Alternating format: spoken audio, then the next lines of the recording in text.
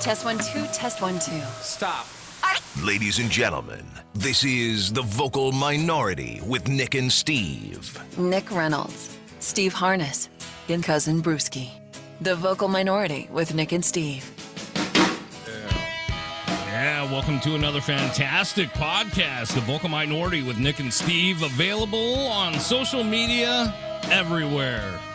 Oh, We also have a webpage, thevocalminority.net, and you can see all our social media right there, as well as communicate with the program. And Nick is right. This will be a fantastic episode. Everyone is. If you've missed any episode, they're all there. And you're also a lesser person for having missed them. So go back and enjoy them all. Y'all ready to go today, Brewski? Oh, yeah, absolutely.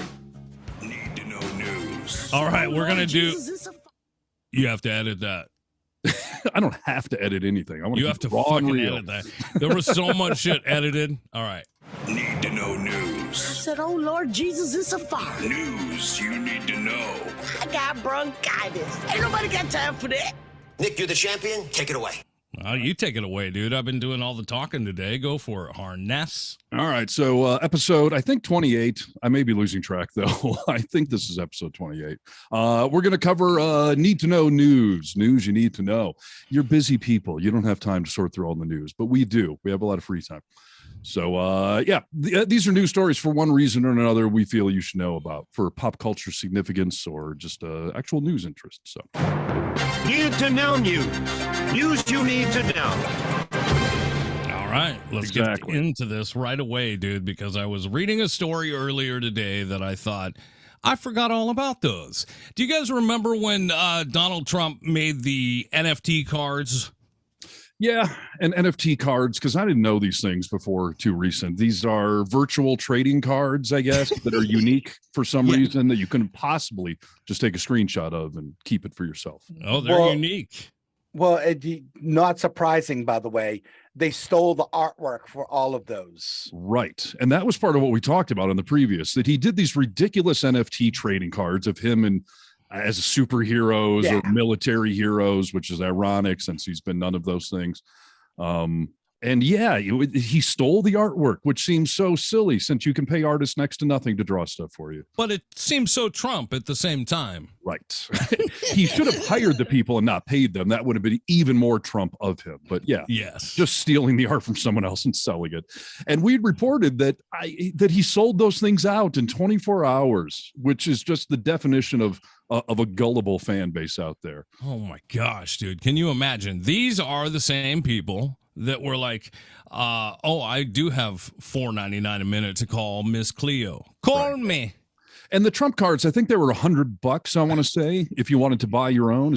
I think that was what it was. But yeah, they were $99 each. I mean, any swindler will say 99 and not 100, right? Of course, yes. But I don't understand the value in them whatsoever. And I don't understand what you're doing with them once you own them besides diddling yourself and looking at Trump. Steve, I assume you have some erotic thing with Trump if you're buying his fake trading cards. Steve, you feel the way that most people feel, all right? But there is a population beyond all belief. Yeah, about 30%. When these things came out, I was just like, are you kidding me? No way will anyone buy those, even his biggest fans. Yeah. So now they had a huge, like you said, they sold out. As soon as he announced the launch, came at a price point of $99 each, and they went quickly. Now, if you bought 1,000, because they were sold in packages, you could buy them in packages, and most people bought 1,000. All right, you want to know how much money that you would have at this point if you spent 1,000? What? How does this work though? These cards have a trading value now, like they're on eBay or something. Current floor price is what they call it of trading cards. Okay. You remember collecting baseball cards and looking at the Beckett to like, oh, this is worth that much. Yep. Same type of thing. I did that with comic books, not baseball cards, but yeah. Okay. So they become a collectible. And as I always tell everyone, collectibles are worth whatever someone will pay for them. The books that tell you how much they're worth, that's a metric. It's a guide, but collectibles are always worth whatever someone will pay for them. So yeah. What's your news article about these freaking Trump cards? The same $1,000 investment you made when you purchased them would have you with $7,937 in your pocket. Are you kidding me? No. They went up sevenfold? Yes, dude. Yes. I don't even know what to do with that other than cry for the state of America. I mean, that really is a big old bummer. I mean, at least baseball cards and comic books are tangible. You can hold them in your hands. Like this virtual trading card thing is ridiculous. And by the way, there's also all sorts of collectibles that go up in the short term, but they eventually fade away and drop. I mean, what are Beanie Babies worth? Beanie Babies? Yeah, exactly. The Beanie Baby. So, Beanie Baby. So you're telling me I should put all my 401k money into Trump trading cards? Because that's not a good move. Listen, dude. I think that, people made a little cash. Are they going to stay this way? The only reason they would stay this way or continue to rise is because he's such a villain. I mean, the fact that they're even available, he's a real true life villain who's I thought you were going to say they would only go up again if he dies, in which case, I don't want to wish death on anyone, especially a former president. That might be illegal, but that'd be one upside to the coins going up in value, I suppose. So. Yeah, well, we'll have to wait and see what happens. I did not get in on the investment, so. We are not here to offer financial advice to anyone listening, but that makes me want to vomit. So, but again, who's buying these things? Good crazy. Really don't know. I mean, I would imagine the people that are buying these, as a majority, would probably be people who can't afford them. Like they're should be paying the power bill. Right. You better have a lot of disposable income if you're spending Donald Trump virtual plagiarized trading cards. So. You're right. Well, just so you know, as far as these virtual trading cards go. Yeah. So the NBA obviously has their own version of these things. And they actually have one that was autographed by Luka Doncic, who plays for the Dallas Mavericks. How do you autograph a virtual card? On the artwork. I think you do it just you use like a pen sort of thing, and then that would be a copy of an autograph, which should be worth nothing. But okay, this is reality, Steve. This is where we are. I'm dealing with traditional collectibles, in which case copying a signature makes it worthless. But I don't understand this virtual world. But go ahead. Okay, worth $4.6 million. Are you freaking kidding me? Nope. I'm looking at an article at CNBC right now. But here's the question with all collectibles. I can go on eBay right now and find a comic book that I have hanging on my wall and somebody's asking $10,000 for it. That doesn't mean that they're going to get it. So you're telling me this virtual card is really worth $4.6 million? Like to get a price price like that, though, you'd have to have some comparables. Yeah, or recent sales. It sold, 6 months ago. That's what I mean. Yeah, like a recent sale to judge it off of. That's if you have more than one, you take an average. Right. Well, so where's it coming from, Brewski? Technically, that's what the card was sold for, not what they're valuing it at. That was sold for $4.6 million. Well, like I said, it's worth whatever someone will pay for it. So if someone paid that, then I guess that's what it's worth. Here's the other thing. A month prior to that, an actual hard copy baseball card, a 1952 Mickey Mantle card, that sold for $5.2 million. But at least that makes sense. It's right there. You're holding it in your hands, and at that point there, it's like what 61 years old. I was gonna say it's old, limited circulation. It's a real object. Like this whole virtual card from a current player, like with a photocopy of his signature. Essentially, that blows my mind. I'm clearly investing poorly with everything in life. So, and there was recently an NBA player who actually hasn't spent any money that he got paid for his salary because he sold all of his. He has what are those anime cards like Yu-Gi-Oh or something like that. He had a whole bunch of those. Or something or what? Yeah, like Pokemon cards actually. So he's probably in his 20s and he made something like $6 million selling all his Pokemon cards. So he just banked all his NBA money.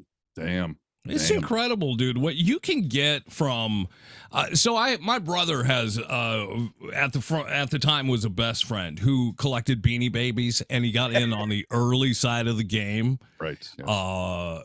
That man sold his collection as a whole for huge I mean, major six figures, so maybe close to $500,000. Like he opened up a store, a restaurant, and bought a house in cash, like Beanie smart Baby things money. with the money. Yeah. That's cool.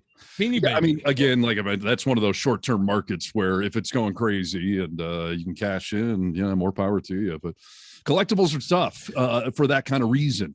The short-term stuff it's a big gamble.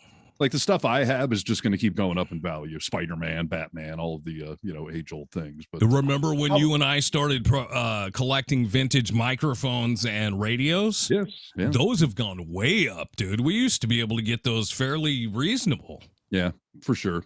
Same with music gear, by the way. Like some of my stuff, I sold out of desperation a couple of years ago a vintage Marshall head that I had, and I needed money to fix my dirt bike up because these are my priorities nowadays. Who'd you sell it to? A stranger? I sold it on a website that was all for used music gears, the eBay. Nice. I remember what it's called now, but I priced it way too freaking low. I didn't even do any research. I just know what it was, what I paid for it, and I bumped it up a few $100. And I listed it at $1,000. It sold within like 5 minutes. And then I started researching. Those exact same things are going for $1,800, $2,000. Oh, so I hurts. priced it to sell. But my point is, like, that's something I've been holding on to for 25 years, and it just keeps inching up over the years. Like the baseball card, it's a tangible item, and that market's a little more reliable, but it's not going to shoot up in the short term like Beanie Babies or some investments are great, dude. And like you said, I mean, you can invest in things that are incredible and also be a hobby and still make money. You know what I mean? Yes. Yeah, What about you? What about your like your Danbury Mint collector's plates? Like my I have like do you collect those? No, I mean I've sold a few here and there that I've purchased at thrift stores. Especially I sold the Kenny Rogers one that I bought for $5 and I sold it for $90. Nice. That's incredible, dude. I sell coffee mugs, dude. Okay. I saw a video a long time ago, a couple of years ago, on this guy, and he's selling coffee mugs on eBay. And like he kept going to the thrift store to find certain coffee mugs, and then he'd sell them and he'd show you how much he made. It's incredible. The coffee mug market, dude, is incredible. It's a phenomenon. It may be. There's a lot of collectors out there for coffee mugs, and I've heard about they that. pay big money. Yeah. Do you guys think anybody would pay me big money for my Burt Reynolds pillow? I don't know why not. Is it Brewski is original? holding up a giant Burt Reynolds pillow. Why do you have these things within arm reach? You have so many things within arm reach in your tiny little studio right there. A Burt Reynolds pillow. But the answer is yes. Like the more time goes on, yes, that will go up in value. Will it be worth $1 million? I doubt it, but it'll keep going up over the years for sure. The Burt Reynolds pillow, I just happened to, it was sitting on the floor right near here. It's disturbing, but yes. Yeah, I was up one night really late, and Nick knows this. I am on Etsy all the time because I'm always interested in things that people, like artists, make on Etsy. Yeah. And some person had these Burt Reynolds pillows for sale that they made. And you thought, damn, I need a Burt Reynolds pillow. Do you cuddle with that? No, I don't. I couldn't find a Dom DeLuise one to go with it. Fantastic. I was going for the little Cannonball Run sort of thing, you know? Yeah, I love it, dude. You have a treasure trove behind you. Brewski, what do you think about this collection, dude? These are nice bug. Vintage Tonka cars. These bad boys are going crazy too. Oh, well, Hot Wheels, especially if they're the original Redline ones from the late 60s. I've got my Hot Wheels Batmobile sitting right here. This is an original, by the way. So, do you see all the crap we all have in arm's reach? This is really disturbing, quite frankly. But that's what makes your workspace fun, though. That is true. That is true and fair. I'm just impressed by the random things we all pull out every episode. Nick's now wearing a mustache for some reason. Burt Reynolds inspired, I assume. For the podcast audience, I just want to paint the picture for them. Yes. I have a Yoda dead puppet. animal on your lip. I have a Yoda puppet here that I could grab. I actually got this as a gift when I was 9 years old. So this thing is 43 years old. Are you going to try to grab it, or are you going to do it? Because there is no try. Only exactly. Try, do, or do not. Is that's a puppet? Yeah, it's a puppet. It looks like a statue. Oh, yeah, I know. Okay. But yeah, it also looks like a pocket pea. I mean, do you ever play with that sexually? No. I told you, Nick. I take that to McDonald's when I really want to make it. I know, but really maybe you take, Yoda out on a little time, a little He's night on the portable, town, right? No, I'll tell you something. Sometimes you got a chicken sandwich in your left hand and yourself in your right, and no room for Yodas. I get it. Multitasking, But you are basically doing a rectal exam of Yoda, from what I can see right there. So that's what. Yeah, pretty much. Yeah, For and I've got medical I've got lots of other crap. Viewmasters, Lincoln Logs. I mean, all kinds of crap. Someday we got to flip your camera the other way so I can see what this mass stack. You don't want to see that. Yeah, we'll give you the heads up for that. You may have, something real creepy that he needs to put away. Probably. Oh no! Okay. Well, listen. Yes, go ahead. You could probably do an episode of Hoarders at my house right now, to be honest with you. We should do an antique roadshow, vocal minority edition, at some points in at time. all three of our houses. Let's see who's got the most valuable crap sitting around. The valuable, stupid shit stuff. Yeah. Oh. Yes. Okay. Well, good.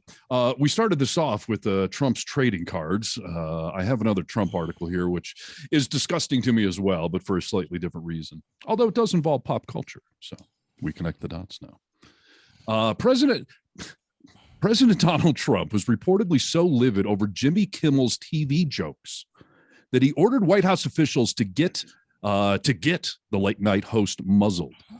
Rolling Stone reported this week that there was at least 2 phone calls to a top Disney executive to demand action against Jimmy Kimmel in 2018. Disney's parent company of ABC, which has Jimmy Kimmel Live. One unnamed Trump senior administration official told the magazine that Trump felt Kimmel was being, quote, very dishonest and doing things that Trump would have won sued over. I could sue him for these things. Another unnamed former official told Rolling Stone that, quote, nobody thought it was going to change anything, but DJT, Donald J. Trump, was focused on it. So we had to do something. It was doing something mostly to tell Trump that, hey, we did it. We called ABC. We told Jimmy Kimmel to shut the hell up. And of course, Jimmy Kimmel roundly ignored that. And apparently ABC executives dropped it after Kimmel told them, are you freaking kidding me? He is such an impetulant child, dude. I mean, it's unbelievable. Can you imagine? I mean, not only the whole act of doing that, but asking somebody to do that or telling them to do that. Can you imagine how embarrassing that must be? And to think about the people around him that thought they needed to do it. Let's placate the president like he's some child. Right. The same thing happened, by the way, with all of his election conspiracy theories, that we now know the Department of Justice, the FBI, actually investigated these claims just to shut him up. Spent your money. Yes, this is our time and money, tax dollars spent chasing down conspiracy theories. And by the way, when they then told Trump, there's nothing to any of these things that you're whining about. We all investigated them with the Department of Justice, the FBI. There's nothing there. And what did Trump do? He just kept talking about them because it doesn't matter if it's real or not. No. And by the way, he's told you that much, dude. He's told you. There's old tapes of him saying, like, you just say that's a lie, and people will believe you at some point if you just keep saying it. Yes. If you repeat a lie often enough people start to take it as truth. Or I heard this, like Trump always says, people are saying, I don't know, people are saying. That is not real, and it's certainly nothing a president should be dealing in. And for all of the conservatives out there, part of the reason I feel this article is need to know news you need to know. Talk about the hypocrisy. Republicans are supposed to be for small government and constitutional rights. Yet here we have the president, head of the executive branch, trying to squash somebody's First Amendment rights, trying to use the power of the White House to bully a comedian. It's unbelievable. I mean, well, we saw what he did with the free press, right? I mean, the attack that he took on the press is unprecedented. I mean, it's freaking crazy, dude. The fact that you would imagine somebody in 2023 would take on freedom of the press. Yeah. And by the way, enemies of the state. Yeah. Well, you know, Ron DeSantis is doing the same thing down in Florida now. They're trying to pass a bill that says that if you, as a blogger, have written an article about the governor or anyone on his staff, that you have to register with the state. And otherwise you can be fined and arrested. I love that conservatives refused the concept of registering firearms, but they're now in favor of registering members of the media for free speech so they can be closely monitored and I assume squashed when DeSantis doesn't like what they say. Well, Again, this is the Nixon enemies list all over again. Yes. On steroids. It is the height of hypocrisy that most Republicans skip right over the First Amendment and hold on to that Second Amendment, the guns. Like, we can't tamper with that at all. We can't be regulating guns. We shouldn't have to register guns. But they skip right by the First Amendment that guarantees all of us, especially members of the media, by the way, were specifically mentioned in there, that we have the right to freedom of speech. You saw, I'm assuming anyway, I shouldn't assume. Did you see the piece that, good Lord, who were you just talking about? Jimmy Kimmel? Donald Trump? Ron DeSantis? Ron DeSantis? Oh, God damn, dude. What just happened to me? Oh, you may have to flag that. 345. I keep swearing, dude. Did you see? I keep missing these, so that's a problem. But okay. Yeah, I got a couple for you. Ron DeSantis put on an event anyway, and he had all these people that showed up at the event, and they were wearing Trump gear. He sends people out, and he was like, "I've been told to remove everyone who is wearing a Trump shirt." Wow. Yeah. And they're like, freedom of speech, freedom of speech. He was like, no, you got to go.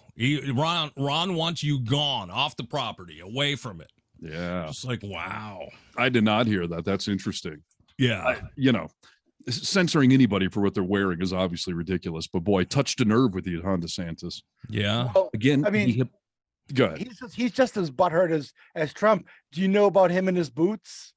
Ron DeSantis and his boots? Dude, that's really funny. No, tell me. He actually wears this pair of cowboy boots around everywhere now, and they've got like a really high heel on them because he wants to look taller. Little man complex, huh? Yeah, and because there have been studies in the past that say that if you're under a certain height, that voters don't find you trustworthy, or that you are over a certain height, voters find you trustworthy. Wow. See, again, I'm a tall guy, so I don't look at the world that way. I've learned, though, that so many people do. But politicians, it's like Tom Cruise. I wouldn't know he was short if somebody didn't really point that out to me. Like on TV, I can't tell how tall someone is. But same thing with Sly Stone, right? You always hear, he's so small in person, Is he? See, I didn't know that. So, and I don't know how tall Biden is, or DeSantis, or Trump, or any of them. So, I once saw Sly Stone at Venice Beach in L.A. Of course you did, dude. Was he working out? No, actually, I saw a group of people around this guy, and he was sitting there on like a beach chair, and he was like holding court, telling stories and everything.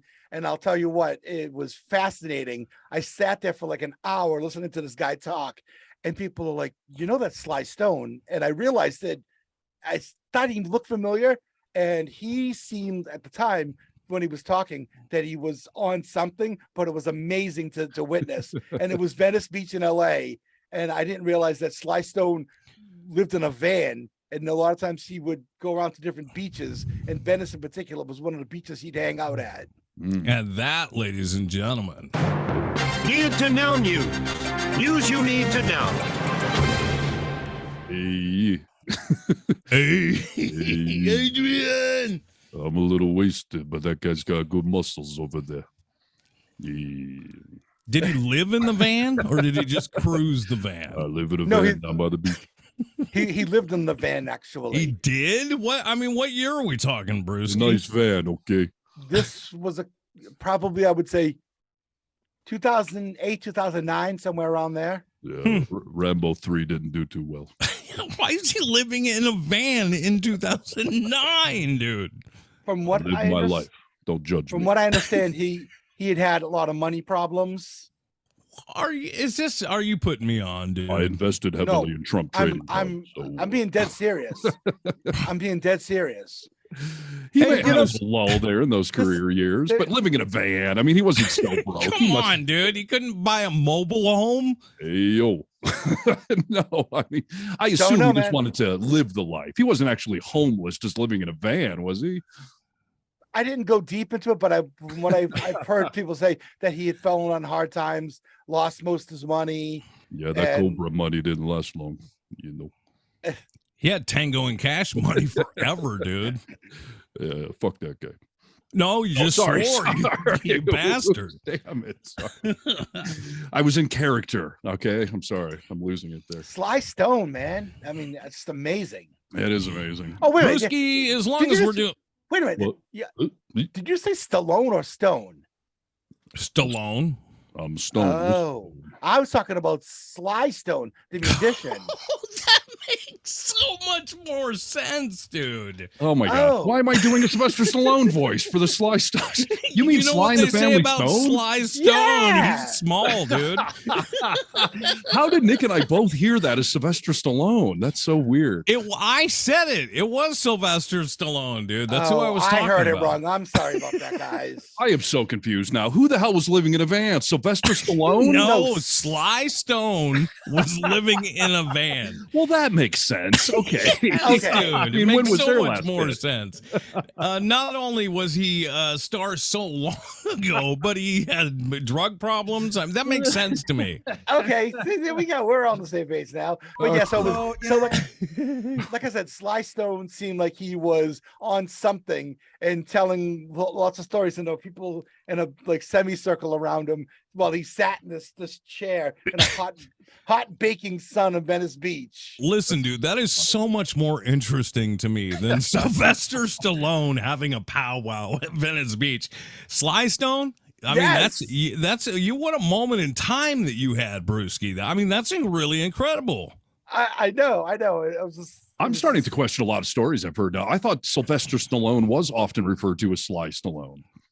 But Sly Stallone. See, I'm confusing myself now even. Jeez. That's hilarious. So anyway, I didn't mean. Well, I'm glad I got to do my Sylvester Stallone impersonation for the Sly Stone story. That made no sense, but No, I got us off track. I'm sorry, guys. I didn't mean to do that. Harness, that story started out as a Sylvester Stallone story. did it? Yes, now I got to review the dude. tape. Yeah, because you were talking about height and how small people were. Yeah, Right. right. Yeah. And Nick mentioned Sylvester Stallone, and then you did Sly Stone.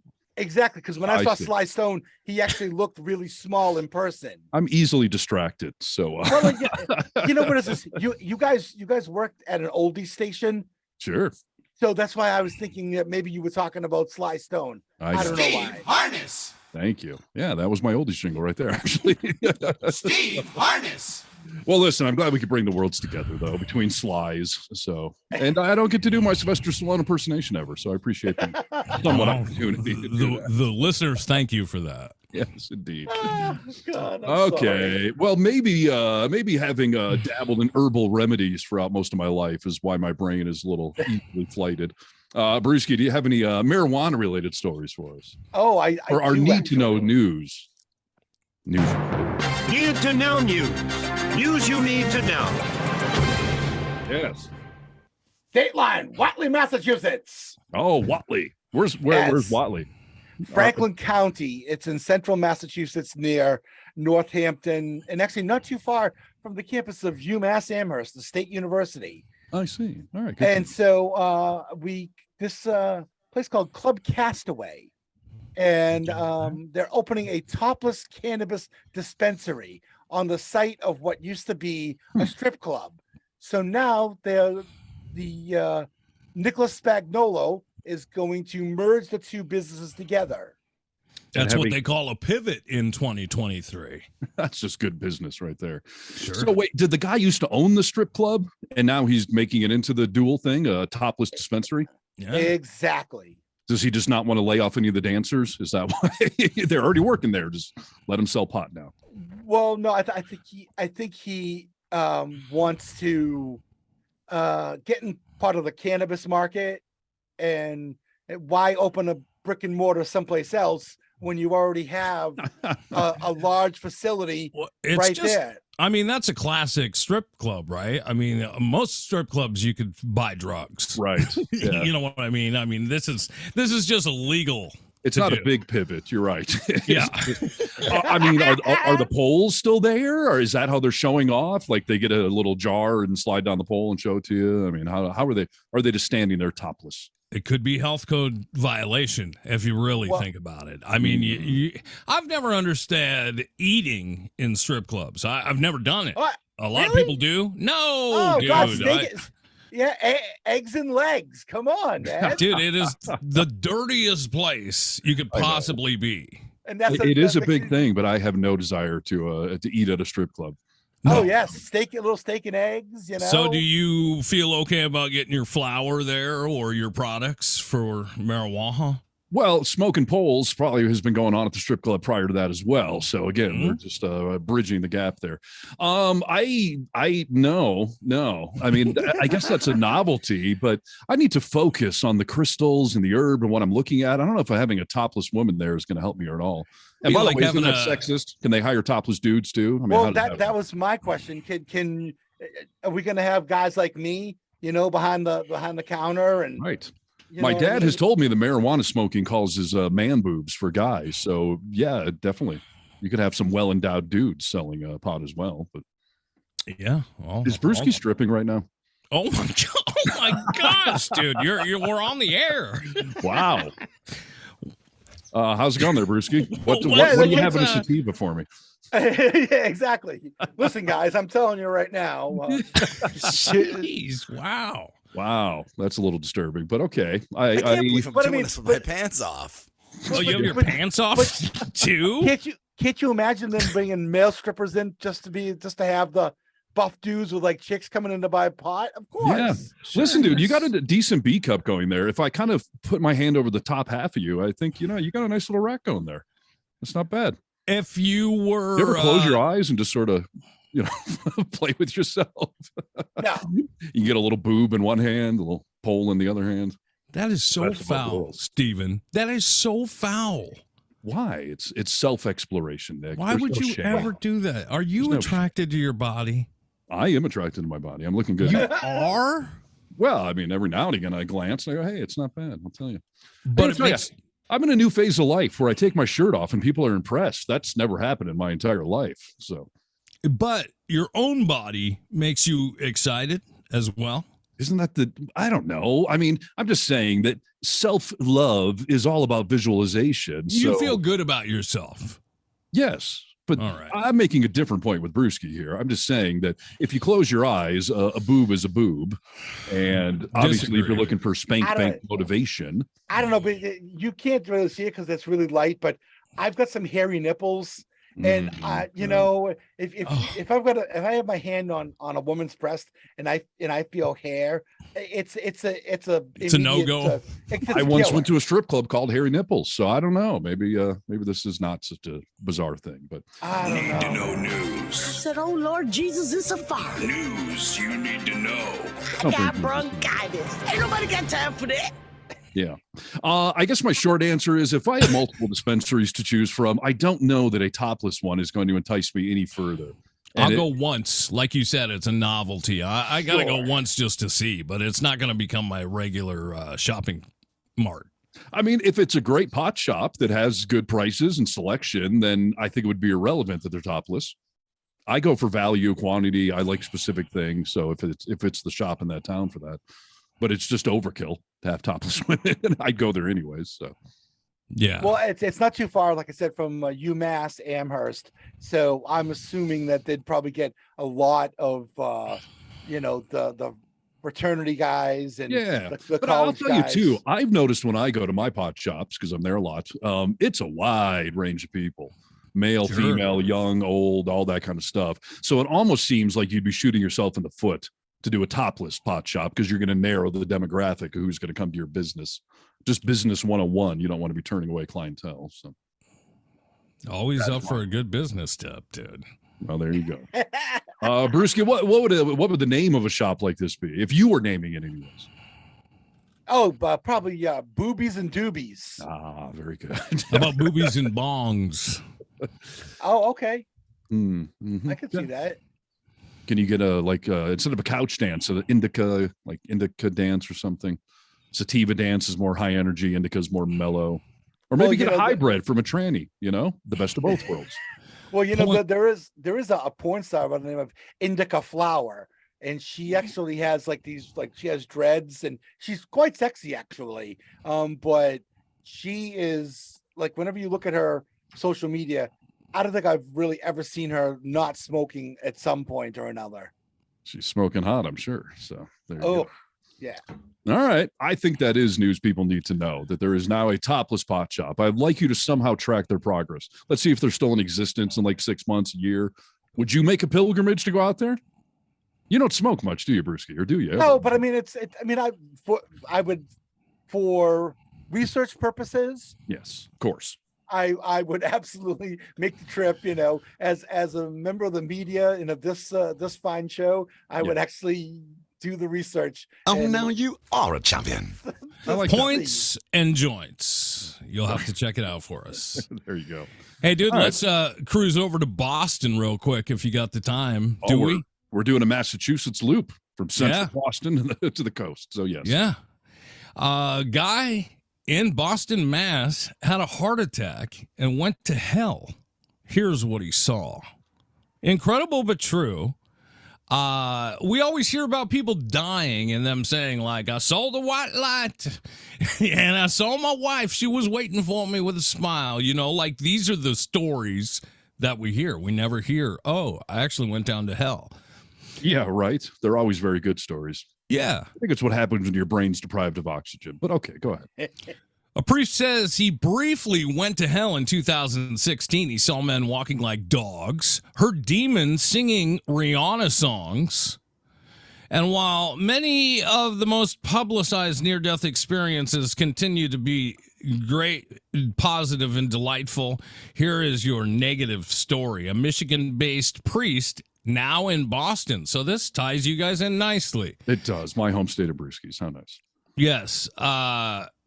And it ties my love of priests into it, too. So go ahead. Suffered a heart attack. He says, I had a near-death experience that sent him into a place that he never thought he'd visit, hell. This was far scarier for the priest, right? Because he assumes, like, I'm in, dude. I devoted my life. I haven't done any bad things, and I'm going to heaven. But yeah, unless Buddhism is the ultimate religion, in which case you probably are going to hell because you picked the wrong team, right? Yes, probably so. He made a brief statement that said, I wouldn't wish it on my worst enemy. I don't care what he did to me. No one deserves what I saw. Do you think this is an intimidation factor? Right. Pulling a stunt? What? Do you think he actually did it? I can't imagine a priest lying to anybody at any time for anything, let alone their entire profession. But yes, go ahead. Are we sure this guy just didn't happen to be at Mar-a-Lago and see Trump naked? That possibility. Yeah. I don't understand this whole hell was men were walking around like dogs. This guy's projecting clearly. He must have been fetish things. Yeah, dominatrix type stuff, Yeah, I mean, someone can walk me like a dog. That sounds heavenish, actually. Take me out for a nice walk. Pick up my leavings. Immediately after the heart attack, he saw his spirit leave his physical body, went down to hell, entering through the very center of earth. He says, the things I saw there were indescribable. I did my best just to get through. Yet he described them, so they were not in. So, he did his best to get through. And then what? They shocked him back to life, and he came back up to the eternal plane here? Yeah. They didn't like him, and they were like, yeah, get out of here. They gave him the boot, 86 them, and sent them back. We don't want you. No one likes hanging out with priests, so that makes sense. I think it's odd that he said the entire time he was down there, he heard music, including Rihanna's Umbrella and Bobby McFerrin's Don't Worry, Be Happy. Oh, Rihanna, that's a dig to be associated with that group right there. Demons were singing the songs to torture people over and over and over. He's just describing the halftime show at the Super Bowl. That's all. Everyone was, wearing the red. So.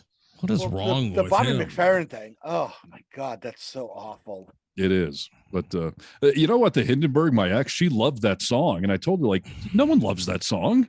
That's a joke. Like, you're not allowed to love that song. Novelty one-hit wonder that burned out years and years and years ago. You don't put that on a favorite song. You know should what? Have been the red flag right there for me. Yes. Two things on that. First of all, how he got Robin Williams to be in the music video, I'll never understand. Drugs. Okay, there's that. But then the other thing too is that everyone talks about him like he's a musical genius, both before and after Don't Worry, Be Happy. And who talks about him that way? you listen to like Sly Stone. Right. So that's a musical genius right there, Sly Stone. Right. Him and Rick James. I have never heard genius and Bobby McFerrin in the same sentence before. Who are you hearing this from? The folks who go to like the Newport Jazz Festival and stuff like that. Jazz fans are highly questionable. It's the notes they don't play, man. I'm not playing a lot of notes. Am I a jazz expert? So I got a couple of friends who I just find scrolling through social media a couple of weeks ago, all kinds of pictures that they just posted. And as I'm looking at them, I think to myself, is that Kenny G? They are at a Kenny G concert in 2023, wow. and it is sold out. And people are there. People still love Kenny G. Yeah, the pride of UW. Right. Yeah. It's like Nickelback. You know, everyone hates them, but they still sell out concerts. They still sell millions of albums. I saw a thing the other day. They get 14 million streams a month on Spotify.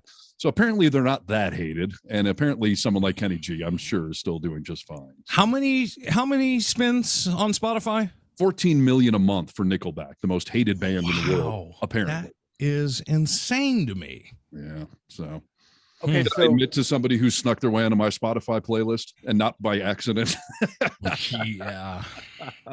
Who do you think, Nick? I'll give you one guess. Hindenburg? No, I'm not talking about a human, an artist that's in the Kenny G category being embarrassing. But Barry Manilow is in there? You put Manilow in? Yes. Now that I have unlimited access to music, I thought, you know what? I've listened to some Barry Manilow in a while. Yeah. Let's see how he's aged in my years. What are you listening to? New tracks? I don't think he has any new tracks. No, I'm not doing that Copacabana crap. I'm a real fan of Low. Mandy? Not even Mandy. I write the songs. I write the songs. Weekend in New England. Yes. Or Ready to Take a Chance Again. Oh, see, Brewski's a deep fan as well. So there you fan go. of Low. Right. Yeah, I'll own it. Absolutely. I was worried though, and I was afraid Spotify would just pigeonhole me into some, Barry Manilow category. But I mix it up. I go from Metallica to Manilow. So this is my theory with you being a fan of Low. Yeah.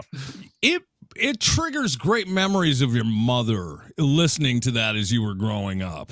Is that the truth? Well, it's not that it triggers great memories. It's that as a child, that's all I heard was Barry Manilow. That's all my mom listened to. My dad was gone. My sister was into Bon Jovi. So I was either hearing Bon Jovi or Barry Manilow. So I almost was hardwired with an affinity for him because it was played on a loop. It's like telling the lie over and over. It starts to register at some point. So if you hear Barry Manilow on a loop for 10 years of your formative life, then somehow he settles it. I get it. I have people that I listen to that my dad played that I would have probably never listened to. And today I'm like, oh, yeah, that's pretty good. I didn't get exposed to good music until I was 18 and out of the house. Like I never heard Pink Floyd or the Doors or the Beatles or until you were an adult. Oh, yeah. No, I mean, I had no. I should take Guns N' Roses off that list. If it was modern at that time, on the radio or on MTV, I knew it. But that was that era of, coming out of hair bands and into the early 90s there. So I knew the current stuff, but I did not know anything old. Never heard Pink Floyd, never heard the Beatles, the Doors, some of my favorite bands now. That is insane to me. Yeah, there was no one playing that kind of stuff around my house. So. No one in high school was playing that? Nah, because again, it was current. Everyone was either into the current rock or NWA or things like that was going on. What about the Nuge? I mean, they were playing, weren't they playing Fred Bear? Well, that was current. Yeah, I never heard Stranglehold though, or Cat Scratch Fever. I only knew Fred Bear. You're lucky, dude. Yeah, I don't know about that, but yeah. When I was a kid, my parents used to listen to a lot of oldies. Yeah, and we used to be out with my parents on a Saturday night sometimes, and they listen to this show Saturday Night at the Oldies with Joe Martell, and that's how I got into all the oldies stuff. Yeah, and that's how I got exposed to stuff like that, you know. Well, the ironic thing is I grew up in the Detroit, Michigan area, but I never heard Motown until I moved to Seattle and started working at the oldie station. And then I discovered Temptations, Screams, Marvin Gaye, all that kind of stuff. And that breaks my heart, dude. That surprises me, to be honest with you. I was musically abused as a child. You were, Manilow on loop. I feel bad for that. Yeah. I mean, Manilow, whatever. I mean, he's obviously made some people happy in his life, but so much more to listen to. And you started the songs that make the young girls cry. I mean, well, you do know what he did before he got his record deal. He did jingles. Exactly. He wrote the damn Band-Aid jingle. Yeah, Dr. Pepper. Dr. Pepper, yeah. And also the Oscar Mayer Baloney one. Yeah, yeah. Oh yeah, I mean, he's a musical genius, people. That's my point here of all of this. So now you say that, and then I agree. But I went and I Googled the phrase Bobby McFerrin, musical genius, and I will tell you, there are so many articles here where they talk about the genius of Bobby McFerrin. It's amazing. Written by Robert McFerrin. Not said. Oh, that's so funny, dude. All right, let's continue with some need to know news. Who's got something? As we roll just away from music, let me mention this because it's not a huge surprise to me. I wonder if it will be to you. Bob Dylan's road manager said that the musician was miserable as F his entire career, to like tour around with like he's a miserable person. Wow. I mean, he looks miserable. He's got that, droopy, sad dog face thing going on. Yes, he does. You're right. He's been miserable his entire career. I would have thought you were going to say these last few years, like at whatever age he's at now out touring. That would make sense. But Bob Dylan has been famous now for 6 decades. According to his road manager, he hasn't had a good time doing any of it. Ever. Really? Wow. No. Wow. Well, why is he doing it?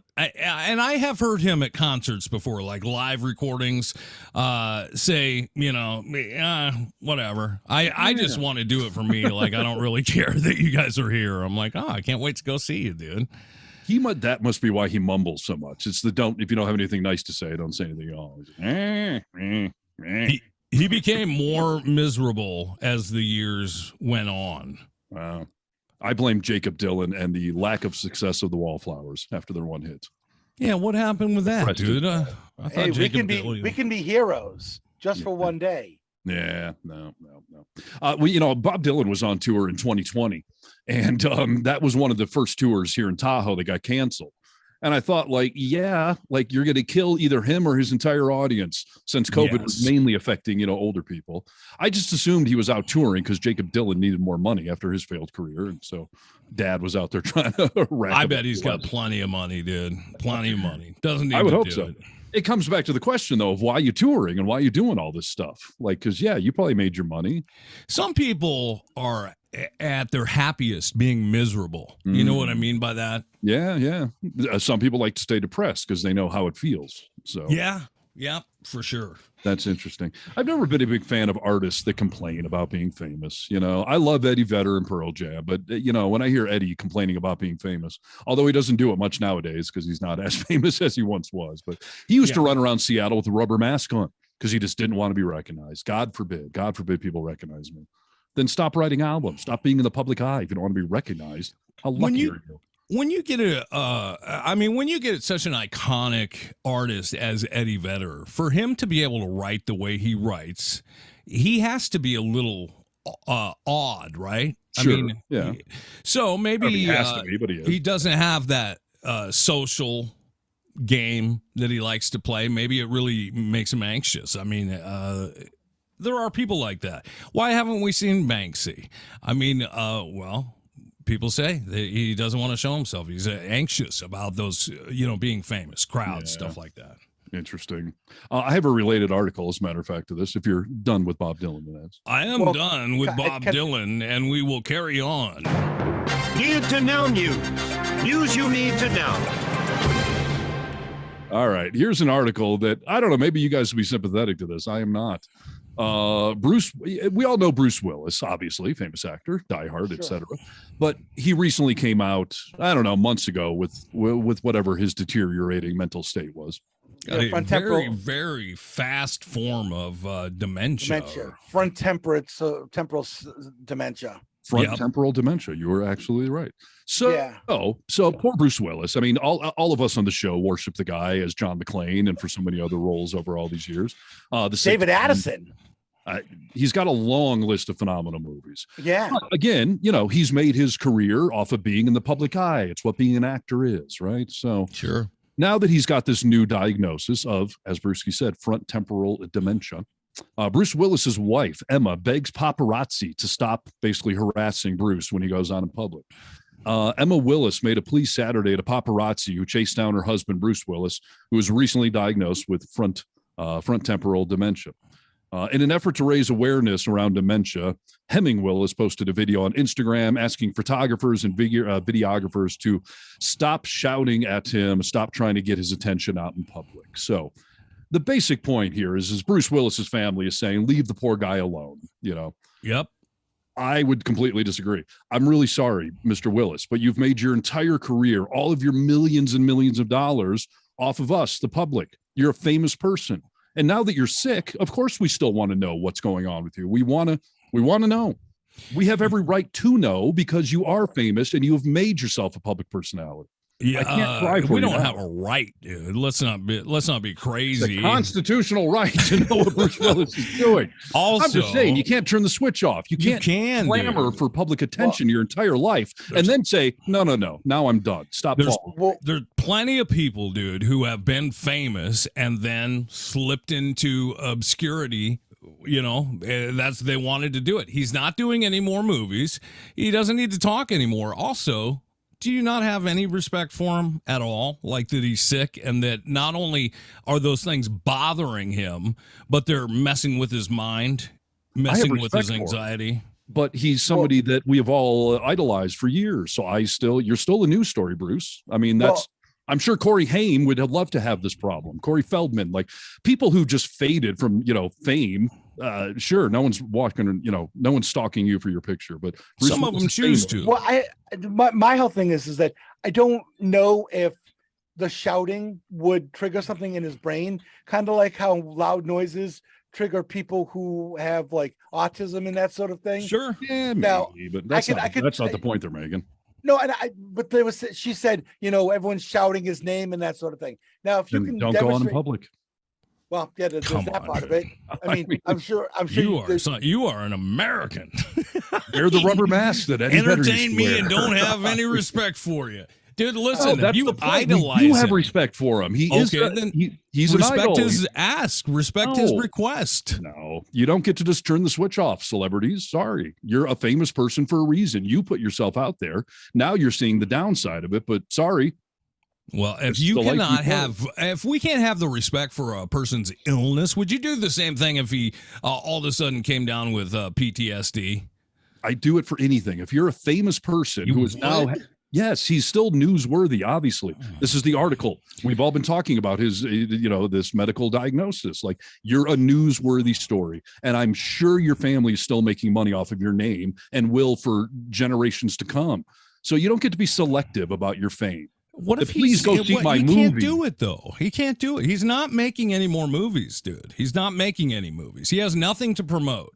He put himself into the public as a celebrity, as a movie star. You don't get to just turn that switch off. You don't get to tell us. Why didn't you ask Christopher Reeves to keep flying, dude? You don't get to sit down in that chair. Like, you be Superman, you were Superman. I'm not asking him to cure his mental disorder going on. I'm saying you're still a famous person. People care about you. You're still a news story. You don't get to tell us to just stop. And paparazzi taking pictures sells magazines and internet articles. Like, you're part of that system, man. You don't get to just unplug and say, never mind. If that's the case, you have a symbol for life on you. I mean, if you come in and you be a movie star, it's forever. Don't you back out, you little bastard. Kind of, yeah. As long as your fame is still relevant, and his is, I mean, then you don't get to tell us all to stop paying attention. And by the way, it's because we actually like you and care about you that we would want to know how you're doing. And you don't care about him, dude, if you don't respect what he's asking of you. You like the character. You don't like him. It's like a firefighter saying, stop burning stuff. I don't want to go fight fires anymore. Like, you made yourself a celebrity. You are famous by definition. People care about you. You don't get to just turn that switch off. Sorry. Well, wait a minute. I disagree about people caring about him. I don't think most people don't care about what he's going through. No. It's more about you want to have the celebrity part of it. You don't care about him personally. It's kind of like most you people care about him as a celebrity and that he's going through something. And maybe some people want to ridicule him or something. I don't know. That's your problem if that's where you're. It's like most of the people that get in my car for Uber and they start asking me, "Oh, how you doing tonight?" They don't care how I'm doing. Well, yeah, but you're not Tom McClane. If he's going to start sending royalty checks back, then maybe we should all respect his wishes and stop, wanting him to be giving you the entertainment you paid for, dude. Have you lost your soul? What are you talking about right now? I just ridiculed Eddie Vedder for the same thing. Like, you don't get to put yourself into a public job and then selectively tell people to leave you alone. If you get out of the game, if you have a mental health issue, if he had cancer, what if he dies? Are we not supposed to mourn him? Like, if he had cancer, stop paying attention. Like you can mourn him. He doesn't want to be shouted at. He cannot verbally respond. He's losing his verbal skills, which would have to be somewhat embarrassing for frickin' John McClane. They're only shouting at him to get him to look the direction so they can take a picture of him. They're not trying to interview him. Yeah, let's take a picture. Crazy Bruce Willis trying to get away. Like, I mean, it's a little bit sick, dude. It's a little bit. Why can't the photographers just kind of move themselves to get a better angle? Well, they should, but it's a really competitive industry, and those paparazzi make a ton of money. They make the money because we're out buying and clicking on TMZ and buying the article. Start doing this. That's all. Start throwing elbows. I mean, like I said, he could wear a mask. He could be ignoring them. No. He could, I mean. I'm saying I have sought your love and attention all of these years. That's how I've made my entire fortune. My wife and daughter who are asking to leave me alone, they're stinking rich because I was famous. I've got a health issue that has stripped my voice and stripped my mind. But please continue to make me dance for you. My thing is that if you're a paparazzi and you want the shot that bad, throw some elbows. Yeah, being lazy. Listen, exactly. That's part of the job, damn it. That's part of the job. Throw some damn elbows. Knee somebody in the balls if you have to. Famous people hate the paparazzi until they need publicity for their next movie, their next concert, the next whatever. They're disingenuous with their hatred of the media.